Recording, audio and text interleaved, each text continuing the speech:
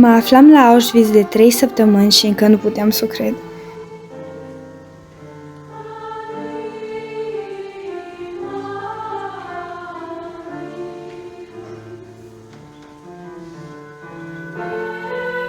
Mi se părea că visez, sperând că cineva va veni să mă trezească.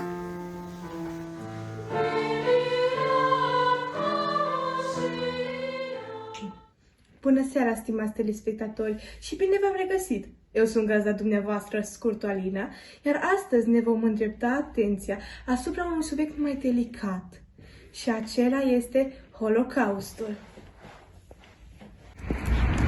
Ce este Holocaustul? E bine, Holocaustul se referă la genocidul sistematic al evreilor și al altor grupuri minoritare care au avut loc în timpul celui de-al doilea război mondial între anii 1941 până în 1945. În data de 25 mai 1944, 6 transporturi au condus pe șinele morții timp de 15 zile cu aproximativ 16.000 de evrei exportați doar din nordul Transilvaniei. Aceștia au fost trimiși în lagărele de concentrare, unde au fost torturați, exterminați sau omorâți sub regimul nazist al lui Adolf Hitler.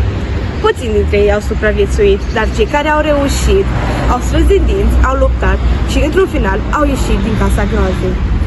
După terminarea războiului, aproximativ 3.000 din cei 16.000 de evrei au reușit să se întoarcă acasă. Unul dintre supraviețuitori a fost Olga Lengel, fost asistentă medicală stabilită în Cluj, a lucrat împreună cu soțul ei, Miklos Lengel, care era doctor. Aceasta a fost martoră la ororile care s-au întâmplat în Holocaust. A fost deportată împreună cu soțul, copiii și părinții ei, dar a fost singura care a supraviețuit. În relatările sale, în lagăr, susține că a fost infirmieră.